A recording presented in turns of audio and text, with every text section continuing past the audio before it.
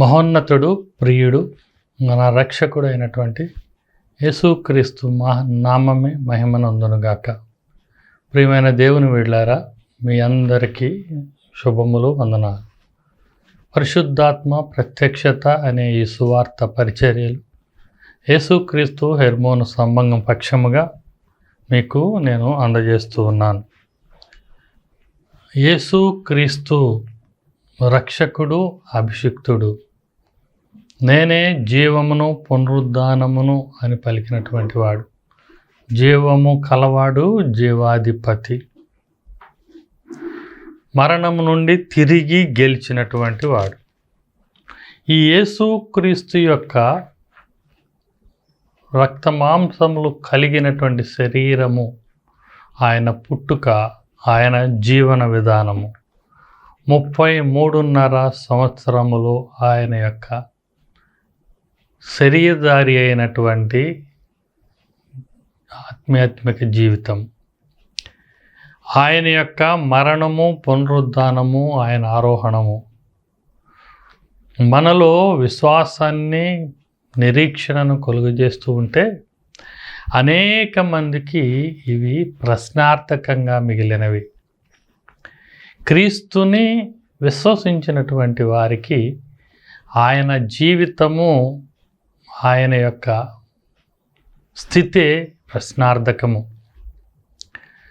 33.5 సంవత్సరములు భూమి మీద శరీరధారిగా జీవించిన క్రీస్తు యొక్క జీవితంలో 12 సంవత్సరముల నుండి 30 సంవత్సరముల మధ్య ఉన్నటువంటి 18 సంవత్సరముల యొక్క ఆయన జీవిత విధానాన్ని క్లుప్తంగా 2-3 వాక్యాల్లో మాత్రమే పేర్కొనబడ్డవి. అందుకనే అనేక మందికి క్రైస్తవుల్లో కూడా ఆ జీవిత కాలము ప్రశ్నార్థకమే. ఏమైనది ఆ 18 సంవత్సరాలు? అయితే కొన్ని లేఖనాల్లో చక్కగా తెలియజేయబడ్డవి. ఆయన మనుషుల దయందు, దేవుని దయందు ఎదుగుతూ ఉన్నను, ఆయన నజరేతులో ఎదిగినవాడయ్యను, ఆయన వడ్లవాని కుమారునిగా పెరిగెను అని లేఖనాలను బట్టి యేసుక్రీస్తు వారు యవ్వన ప్రాయములో సహజమైనటువంటి యూదుని యొక్క జీవన విధానం ఎలానో ఉందో అలానే జీవించాడు. కానీ పాపమునకు దూరంగా ఉన్నాడు. ఎందుకంటే నాలో పాపమున్నదని ఎవరైనా రుజువు చేయగలరా అని ఆయన సవాలు విసిరినటువంటి వాడు. అట్టి ప్రశ్నార్థకంగా ఉన్నటువంటి వారికి కూడా సమాధానం తెలిపేటువంటి జవాబులు క్రీస్తు పునరుద్ధానం తర్వాత జరిగినవి. ఒక లేఖనాలను మనము గమనిస్తే లూకాసు వార్త 24వ అధ్యాయము 5వ వచనములో ఈ రీతిగా వ్రాయబడి ఉన్నది. వారు భయపడి ముఖమును నేలకు మోపి ఉండగా, మీరు సజీవుడైన వానిని మీరెందుకు మృతులలో వెదుకుచున్నారు? సజీవుడైనటువంటి వానిని మృతులు కలిగిన వాటిలో మీరెందుకు వెతుకుతున్నారు అని అక్కడ ఉన్నటువంటి దేవదూతలు సమాధానం చెప్తున్నాయి. యేసుక్రీస్తు వారు తాను చెప్పబడినట్లే మరణించిన 3వ దినమున మృత్యుంజయుడై గెలిచి సమాధి నుండి బయటుంటే, అట్టి విశ్వాసము లేనటువంటి వారు ఇంకనూ ఆయన కొరకు సమాధిలోనే చూస్తున్నారు. అప్పుడు ఈ మాట పలకబడినది, సజీవుడైనటువంటి వారిని మీరు మృతులలో ఎందుకు వెతుకుచున్నారు? పునరుద్ధానుడైనటువంటి వారిని మీరు ఎందుకు వెతుకుచున్నారు అని దూతలు దేవుని పక్షంగా మాట్లాడినట్లే, ఆయన పునరుద్ధానుడు, ఇక మృతులలో ఉండటానికి ఆస్కారం లేదు, ఆయన లేచి ఉన్నాడు అని సమాధానం వచ్చినది. అదే రీతిగా ప్రభువారు పునరుద్ధానుడైన తరువాత 40 దినములు 11 పర్యాయాలు అనేక మందికి కనిపించినప్పుడు, వివిధ స్థాయిలలో, సమూహాలలో ఆయన కనిపించినప్పుడు ఆయన కొన్ని ప్రశ్నలు వేశాడు. వాటినే పునరుద్ధానుని ప్రశ్నలు అని మనం పరిగణించవచ్చు. పునరుత్థానుడైనటువంటి యేసు ప్రభువారు అడిగినటువంటి ప్రశ్నలు, ఆ ప్రశ్నలలో నుండి మనకు ఆత్మీయమైనటువంటి వివరాలను మనము గ్రహించుదాం. లూకా సువార్త 24వ అధ్యాయము 3వ వచనములో చూస్తే మొదటి ప్రశ్న ఏమని ఉంటుందంటే, మీరెందుకు కలవరపడుచున్నారు? మీరెందుకు కలవరపడుచున్నారు? మొదటి మాట, మీరెందుకు కలవరపడుచున్నారు? లూకా సువార్త 24:38 వచనము, మీరెందుకు కలవరపడుచున్నారు?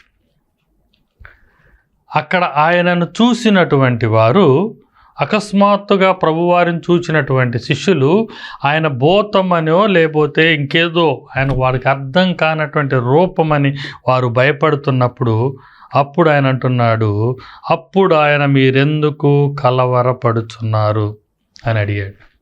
ఒక ప్రశ్న. ఆయనను విశ్వసించని వారు, పునరుద్ధానము లేదనుకునేటువంటి వారిని ఆయన అంటున్నాడు, మీరెందుకు కలవరపడుచున్నారు అంట. ఆయన మన కలవరమును తీసివేయటానికి ఏతించినటువంటి దేవాది దేవుడే.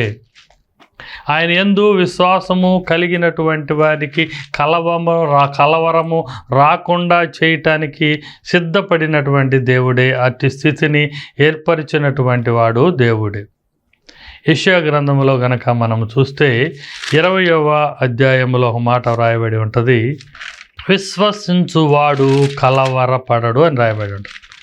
విశ్వసించే అటువంటి వాడు కలవరపడడు.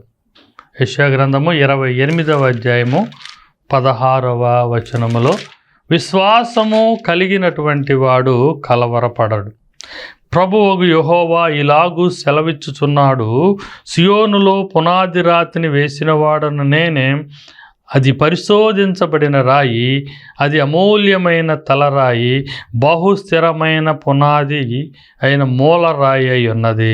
విశ్వసించువాడు కలవరపడడు. దేవుని యందు విశ్వాసము కలిగినవాడు, నమ్మకము కలిగినవాడు, ఆయన పునరుద్ధానుడు, జీవాధిపతి అని ఎరిగినటువంటి వాడు, ఆయన దేవాది దేవుడే అని ఎరిగినటువంటి వాడు కలవరపడడు. ప్రియమైన దేవుని బిడ్డలారా, ఇంకా నీవు కలవరపడే స్థితిలో ఉన్నావేమో ప్రశ్నించుకో. ప్రభువారు మనలను కలవరపడనీయకుండా ఉండటానికి ఆయన సహాయం చేయనై ఉన్నాడు. ఎందుకంటే ఆయన స్థిరమైన వాడు, విశ్వసించినటువంటి వాడిని కలవరపడనీయకుండా చేయువాడు. రెండవ ప్రశ్న అక్కడే రాయబడి ఉంటుంది, లూకా సువార్త 24వ అధ్యాయము తరువాతి మాట 38వ వచనంలో, మీ హృదయములలో సందేహము పుట్టనేలా. మీ హృదయములలో సందేహం ఎందుకు కలుగుతుంది? నేను దేవుడునని నమ్మకుండా ఉండే అటువంటి స్థితి మీ హృదయములలో ఎందుకు కలుగుతున్నది? నేను ముందుగానే చెప్పాను కదా, 3వ దినమున చనిపోయిన 3వ దినమున నేను తిరిగి లేస్తాను, ప్రవచనములు నెరవేర్చున్నట్టు, ధర్మశాస్త్రము నెరవేర్చున్నట్లు నేను తిరిగి లేస్తాను అని చెప్పినటువంటి ఆయన, మీరెందుకు అవిశ్వాసులై ఉన్నారు, ఎందుకు సందేహపడుతూ ఉన్నారు అంటున్నాడు. అందుకని ఆయన యోహాను సువార్తలో ఒక సంభవాన్ని చూపెడతాడు. తోమా దగ్గరకు వచ్చి ఆయన, యోహాను సువార్త 20వ అధ్యాయము 27వ వచనములో, తరువాత తోమాను చూచి, నీ వ్రేలు ఇటు చాచి నా చేతులు చూడుము, నీ చెయ్యి చాచి నా ప్రక్కల్లో ఉంచి, అవిశ్వాసివి కాక విశ్వాసివై ఉండుము అంటాడు. ఇదిగో తోమా, నువ్వు నన్ను పునరుద్ధానుడని నమ్మటం లేదు.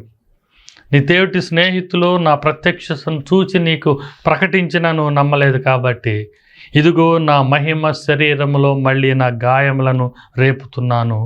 నీ వేలు చాచి నా చేతులను చూచి నన్ను గుర్తుపట్టు. నీ చెయ్యి చాచి నా గాయపడిన పక్కపు బళ్ళెలలోను గాయములో ఉంచి నన్ను గుర్తుపట్టి, అవిశ్వాసివి కాక విశ్వాసివై ఉండుము అంటాడు. అప్పుడు తోమాలో సందేహము పోయి విశ్వాసము కలిగి, ప్రభువా నా దేవా అని అంటాడు, చూచి నమ్మిన వారి కన్నా చూడక నమ్మిన వారు ధన్యులు అంటున్నాడు. ప్రభు ఒక ఆశ్చర్య కార్యాలు, అద్భుత కార్యాలు నీవు సాక్షిగా ఉండాలి అని నువ్వు ఎదురు చూచే కన్నా, ఆయనలో ఉన్న దైవిక లక్షణాన్ని, దైవత్వాన్ని, ఆయన యొక్క స్థితిని, ఔన్నత్యాన్ని ఎరిగి మనము ఆయన ఎడల విశ్వాసము కలిగిన వారమై ఉండాలి. పునరుత్థానమైన తర్వాత ప్రశ్న, మీరెందుకు కలవరపడుతున్నారు అంటే, విశ్వసించేవాడు కలవరపడడు అని సమాధానం వస్తే, తర్వాత అంటున్నాడు, మీరెందుకు సందేహపడుతున్నారు అంటే, నా గాయములను చూచి మీరు అవిశ్వాసివి కాక విశ్వాసివై ఉండుము అంటున్నాడు. మూడవ ప్రశ్న, యోహాను సువార్త 20వ అధ్యాయము 15వ వచనంలో ఇంకో మాట ఉంటుంది, ఎవరిని వెదుకుచున్నావు?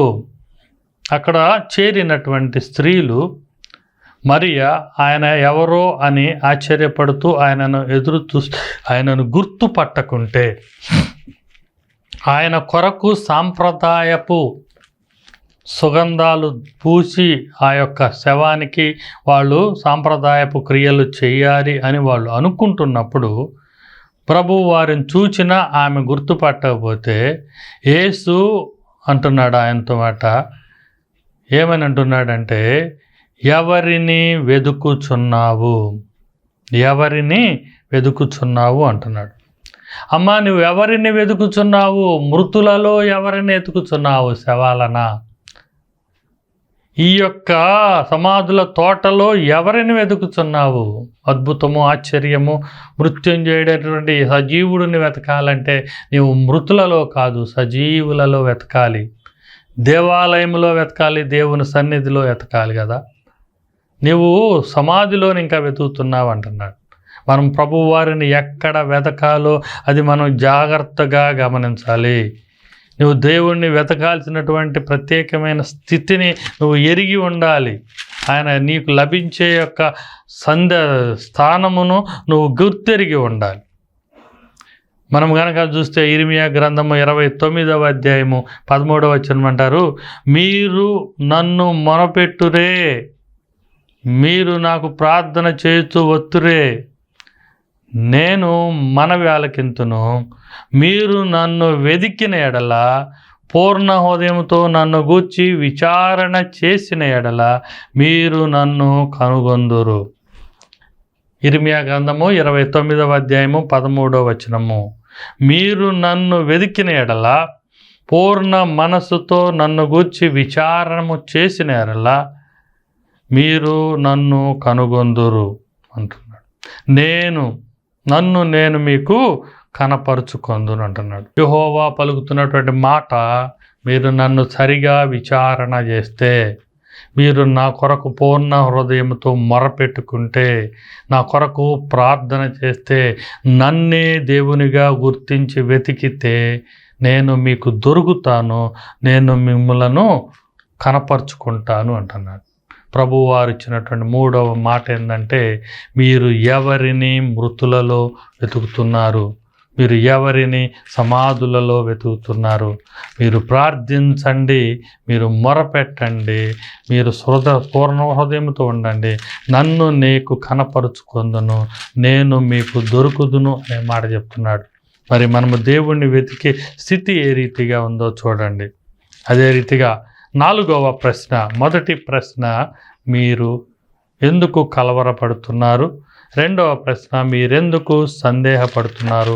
3వ ప్రశ్న, మీరు ఎవరిని వెతుకుతున్నారు? 4వ ప్రశ్న అక్కడే రాయబడి ఉంటుంది. యోహాను సువార్త 2వ అధ్యాయము 15వ వచనము పై భాగంలో రాయబడినది.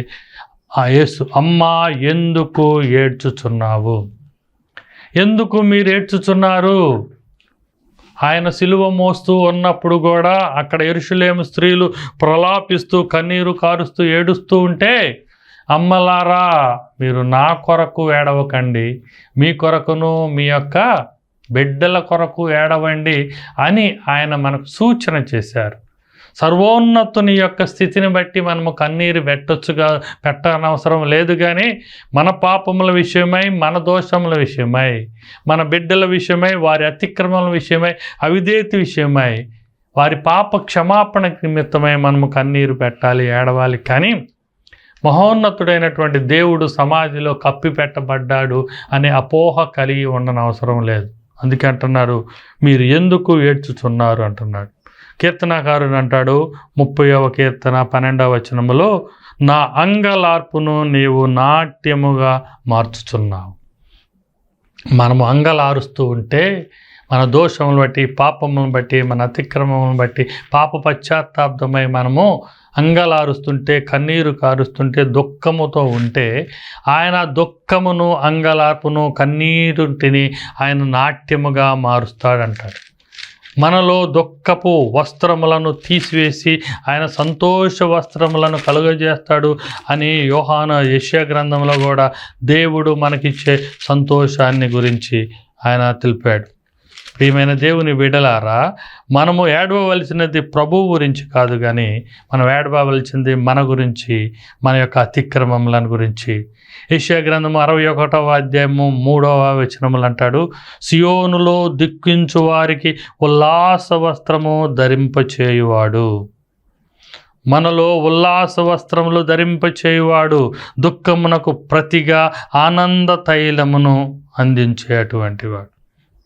ఆయన మనకు దుఃఖాన్ని తీసివేసేవాడు, నాట్యంగా మార్చేవాడు, మనకు ఆనందము కలుగ చేయువాడు, ఉల్లాస వస్త్రములు ధరింప చేయువాడు దేవుడే. అందుకొరకై మనం ఏడుపు ఉండాలి, కానీ ప్రభువారు మరణించారు అనే అవిశ్వాసములో ఏడవలసిన అవసరం లేదని మనము ఇర్మియా గారి ద్వారా, అలానే మరియు కీర్తనాకారుడి ద్వారా, యెషయా ద్వారా మనము తెలుసుకోవచ్చు. 5వ ప్రశ్న చూడండి, యోహాను సువార్త 21వ అధ్యాయంలో ఉన్నటువంటి 15వ మాట గురించి రాస్తే, నీవు యోహాను సువార్త 21వ అధ్యాయము 5వ వచనం దగ్గరికి వద్దాం. ముందు ప్రశ్న, భోజనమునకు మీ వద్ద ఏమైనా ఉన్నదా? ప్రభువారు తన శిష్యులు అక్కడ ఉండి వారు ప్రయాసపడుతూ ఉంటే, ప్రభువారు లేకుండా వారు భుక్తి కొరకు ప్రయాసపడతా ఉంటే, ప్రభువారు మరణించి సమాధి చేయబడిన తర్వాత వీరందరూ తమ యథాస్థలమైనటువంటి వారి చేపలు పట్టే వృత్తిలోకి వెళితే, వారు ఎంత ప్రయాసపడినా వారికి ఆహారము దొరకనప్పుడు ప్రభువు వారు వారికి ప్రత్యక్షమై వారి దగ్గర నిలబడి అడుగుతున్నాడు. ఆయన యేసు అని శిష్యులు గుర్తుపట్టలేదు. యేసు, పిల్లలారా, భోజనమునకు మీ వద్ద ఏమైనా ఉన్నదా అంట. ఇదే ప్రశ్న వేరే సువార్తలో కూడా అడుగుతారు. భోజనము కొరకు మన వద్ద ఏమైనా ఉన్నదా? తినుటకు మన వద్ద ఏమైనా ఉన్నదా? తినే అటువంటి ఆస్కారము దేవుడు మనకు ఇచ్చాడా? ఆయన ఇచ్చినటువంటి భోజనమే సరైన భోజనం, కానీ మనము ప్రయాసపడినటువంటి భోజనము ఏమాత్రము భోజనము కాదు అనేది మనము ఎరిగినటువంటి వారమా? చూడండి, యోహాను సువార్త 6వ అధ్యాయంలో తెస్తే 58వ వచనము, ఇదే పరలోకము నుండి దిగి వచ్చిన ఆహారము, పితరులు మన్నాను తినియు చనిపోయేది అటు కాదు, ఈ ఆహారము తినువాడు ఎల్లప్పుడూ జీవించునని నిశ్చయముగా మీతో చెప్పుచున్నాను అనెను. యేసుక్రీస్తు శరీరమే నిజమైన భోజనము.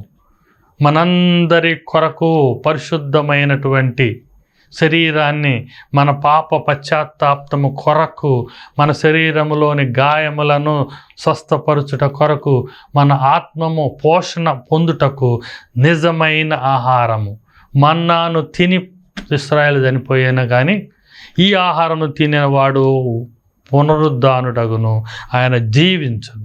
అందుకని అంటున్నాడు, మీ దగ్గర ఏ భోజనం ఉంది? ఈ చేపలు ఉన్నాయా, రొట్టెలు ఉన్నాయా, మీరు ప్రయాసపడిన పంట ఉందా? అయితే నిజమైన ఆహారము నన్ను తీసుకునేటట్లుగా మీ ఆత్మీయ స్థితి ఉన్నదా లేదో మీరు వేరీజు వేసుకోండి అని ప్రశ్నిస్తున్నాను. నిజమైన ఆహారము మన దగ్గర ఉన్నది. ప్రభురాత్రి భోజనంలో మనం పాల్గొంటున్నాం, ప్రభు బలలో మనము చేయి వేస్తున్నాం. మన ఆరగించుటకు అది అందుబాటులో ఉన్నది అని మన స్థితి ఉంటే దేవుడు సంతోషిస్తాడు. 6వ ప్రశ్న, యోహాను సువార్త 21వ అధ్యాయము 15వ వచనము చివరి భాగములో, నీవు నన్ను ఎక్కువగా ప్రేమించుచున్నావా? ప్రభువారు పేతురుతో ప్రశ్నిస్తున్నాడు. పేతురును ప్రధానమైనటువంటి సంఘమునకు పునాదిగా, సంఘపీఠమునకు పునాది రాయిగా ఆయన పిలిచాడు. అందుకే ఆయనకి కైఫా అని పేరు పెట్టాడు, రాయి అని పేరు పెట్టాడు. నీవు ఈ సంఘమునకు పునాది అని పేరు పెట్టాడు. ఆ పునాది కలిగినటువంటి ఈ పునాది ఎంత స్థిరత్వము కలిగినది, ఎంత ప్రేమ కలిగినది, ఇది ఎంతగా తన మాటను పాటించున్నది అని గుర్తెరగి దానికి ప్రభువారు పేతురుని అడుగుతున్నాడు, పేతురు నీవు నన్ను ఎక్కువగా ప్రేమిస్తున్నావా? స్పష్టంగా అంటున్నాడు, ఎక్కువగా, సమస్తమును కంటే ఎక్కువగా, నీ ప్రాణమున కంటే ఎక్కువ, నీ రక్త సంబంధికుల కన్నా ఎక్కువగా, నీ స్వాస్థ్యము కంటే ఎక్కువగా ప్రేమిస్తున్నావా అని అడుగుతున్నాడు. పేతురు ఆన్సర్ చెబుతాడు, అవును ప్రభువా అంటాడు. అడిగితే అవును ప్రభువా నేను నిన్ను ప్రేమించుచున్నాను అంటున్నాడు. మనము ప్రభువారు ప్రశ్నిస్తే మనం ఏమంటాం? నీ పేరు పిలిచి నీవు నన్ను ఎక్కువగా ప్రేమిస్తున్నావు అంటే ఏమంటాం? ఏమనాలి? ప్రేమిస్తున్నాము అంటాం. అయితే అది కాదంట సమాధానం. కింద రాయబడినటువంటి మాట చూడండి. 1 యోహాను పత్రిక 5వ అధ్యాయము 2వ వచనములో ఉంటుంది, ఆయన ఆజ్ఞలను గైకొను వాడే దేవునిని ప్రేమించుట. ఆయన ఇచ్చినటువంటి ఆజ్ఞలు ఉన్నాయి కదా, యేసు ప్రభువారు ఇచ్చినటువంటి ఆజ్ఞలను, నన్ను తప్ప వేరెవరిని పూజింపరాదు అని చెప్పబడినటువంటి ఆజ్ఞ, నిన్ను వలె నీ పొరుగు వారిని ప్రేమించుము అని చెప్పబడినటువంటి ఆజ్ఞ, ఈ ఆజ్ఞలను పాటించటమే దేవునిని ప్రేమించటం అని ఉంటుంది. ఆయన ఆజ్ఞలు భారమైనవి కావు అని కూడా రాయబడి ఉంటుంది. దేవునిని ప్రేమించటం అంటే ఆయన ఆజ్ఞలను గైకొనటయే. దేవునిని ప్రేమించుట ఆయన ఆజ్ఞలకు భారమైనవి కాదు. ఆయన ఇచ్చినటువంటి ఆజ్ఞలను గైకొనుటయే దేవుణ్ణి ప్రేమించుట. ఆజ్ఞలు భారమైనవి కాదు, చాలా సులువైనవి. వాటిని మనము అనుసరించవచ్చు. ఆయన తప్ప వేరొక దేవునిని మనము పూజించకూడదు అనేటువంటి ఒక ఆజ్ఞ. మన వలె మన పొరుగు వారిని ప్రేమించవలెను అనేది ఇంకొక ఆజ్ఞ. ఈ రీతిగా ఆయన తనను ప్రేమించడని రుజువుపరుచుకోవటానికి ఆయనను ఆరాధించుట, మన పొరుగు వారిని ప్రేమించుట అనేది మనము జ్ఞాపకం చేసుకోవాలి. 7వ ప్రశ్న, లూకాసు వార్త 24వ అధ్యాయము 26వ వచనంలో ఉన్నటువంటి మాట. లూకాసు వార్త 24-26 వచనంలో అంటున్నాడు, క్రీస్తు అలాగే శ్రమపడి తన మహిమలో ప్రవేశించుట అగత్యము కాదా అని ప్రశ్నిస్తున్నాడు. క్రీస్తు యేసు ప్రభు అని చెప్పబడినటువంటి నేను శ్రమ పడవలసి ఉన్నది, మృతి చెందవలసినటువంటి ఉన్నది, పునరుత్థానమైనటువంటి అవసరత ఉన్నది, మహిమలో ప్రవేశించటము అవసరతమైనది. ఇది అవసరము కాదా అని ఆయన ప్రశ్నిస్తూ ఉన్నాడు.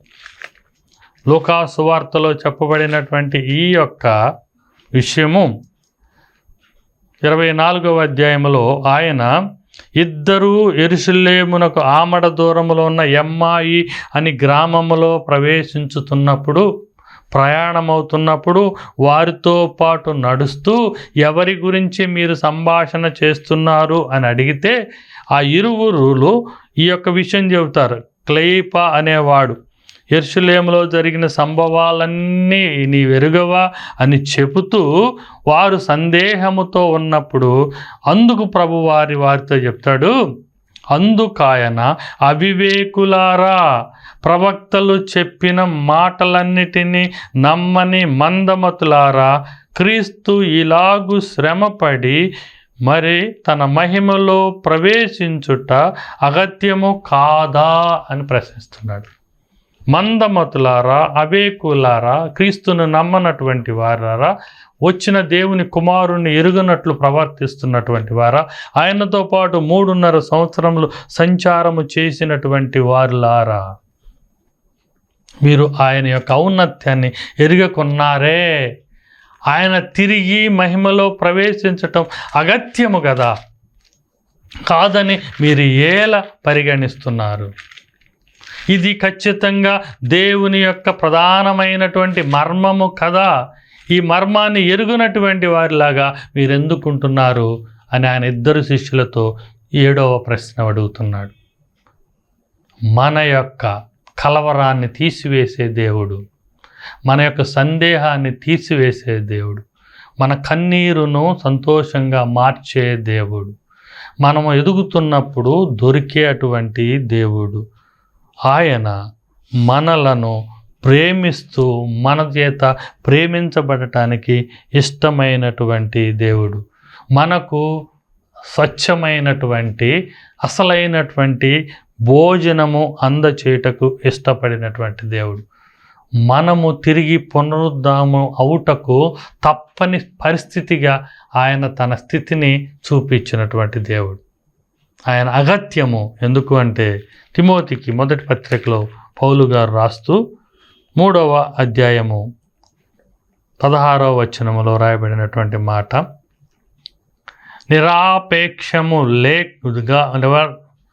నిరాపేక్షముగా దైవభక్తిని గూర్చిన మర్మము గొప్పదై ఉన్నది.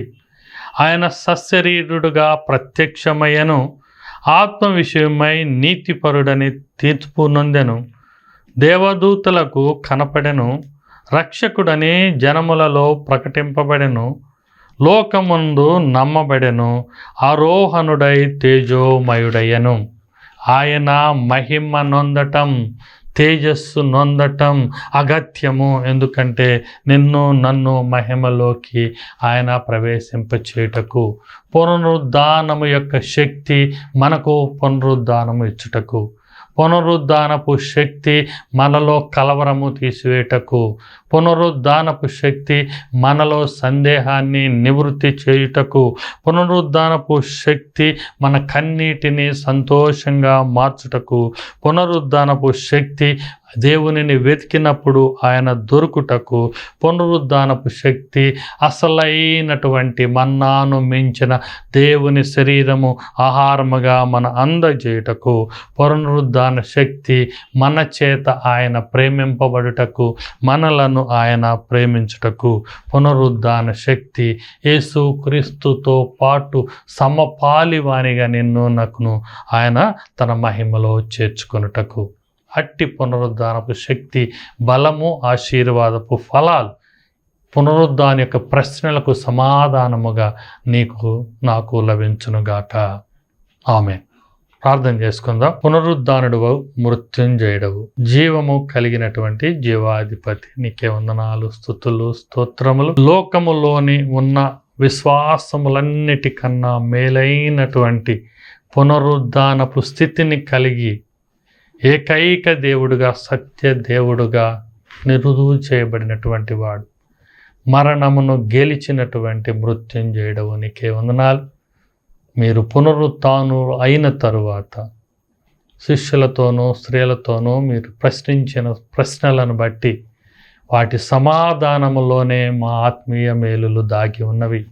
ఆ ప్రశ్నలకు సమాధానమును మేము ధ్యానము చేసుకొనుట ద్వారా మీరిచ్చే పునరుద్ధానపు మేలులు మేమందరము పొందుకోవటానికి మాకు అవకాశము కలుగచేయండి. మమ్మలను బలపరచమని ప్రభువైన యేసుక్రీస్తు వారి పేరిట ప్రార్థించి పొందుకొని ఉన్నాము తండ్రి. ఆమేన్. ఆశీర్వాదం పొందుకుందాం.